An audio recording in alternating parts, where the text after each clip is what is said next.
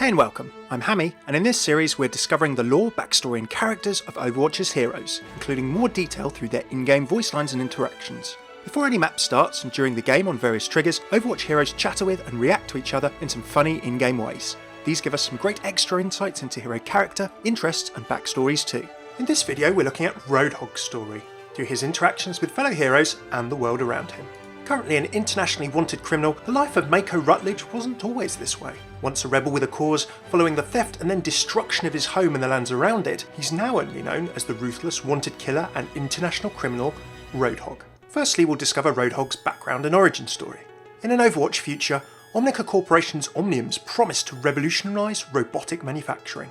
The automated construction machinery, backed by self-improving software algorithms, was set to usher in a new economic age, on a par with the Industrial Revolution or the invention of the production line in the history books. Installed on every continent and powered by fusion cores, Australia's Omnium was located in the Outback, which was only populated with a scattering of solar farmers, survivalists, and those seeking solitude at the time. When the First Omnic Crisis struck and waves of Omnics emerged from Omniums that were thought to be defunct, the residents of the Australian Outback would have been first in the line of fire. Australia as a country was hit particularly hard, almost being destroyed as a result in the conflict. After the crisis was brought to an end by the actions of Overwatch, it appears that unlike the uncommunicative Omnic forces that had started the war, by its conclusion there were independent self-aware Omnics, even with Omnic's central command protocols destroyed and with the god AIs that played some part in the crisis put into containment. The Australian government, rebuilding like so many other countries, must have had a large enough amount of these Omnics remaining in Australia to consider drastic action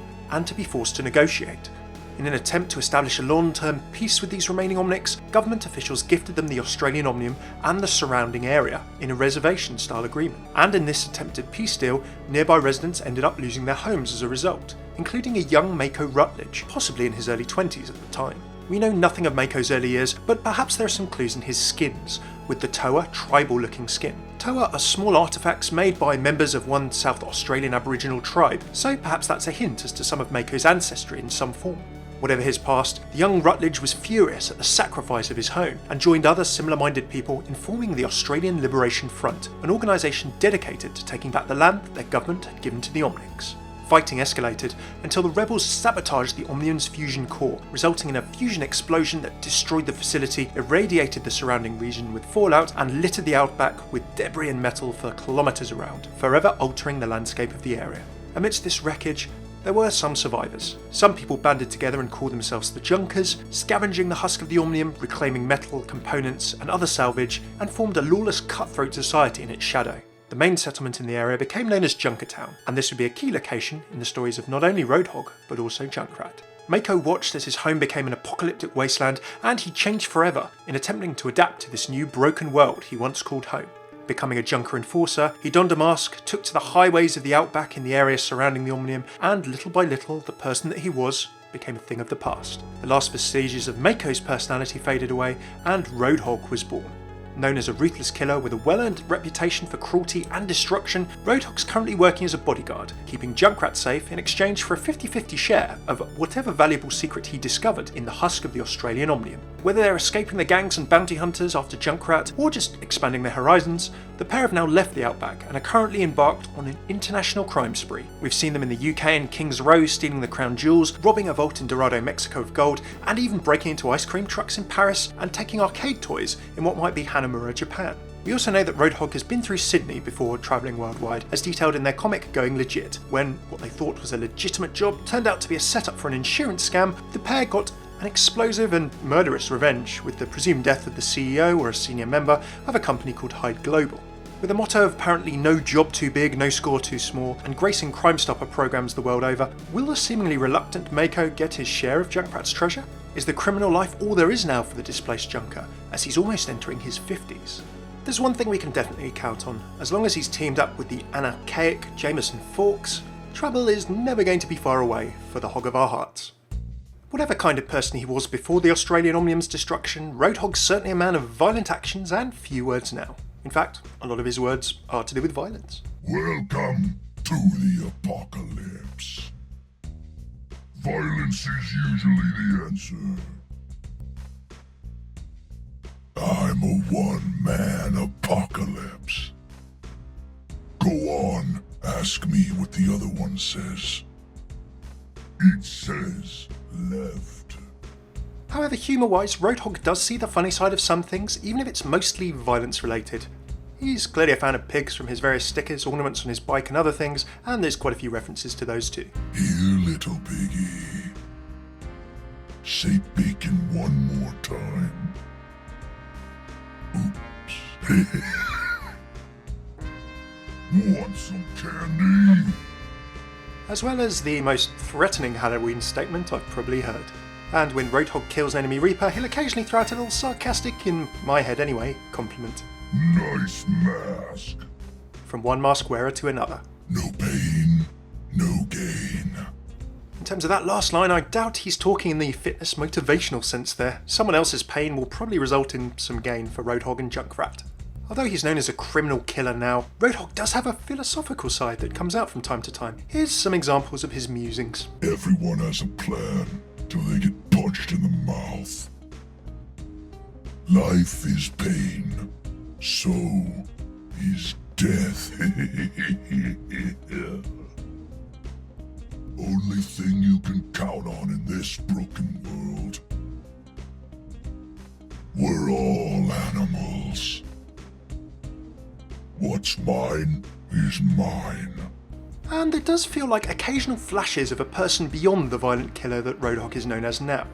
He occasionally expresses very out of character or opposite sentiments to his desires for violence and destruction. Pretty. Thanks for noticing me. Aw, that's no fun.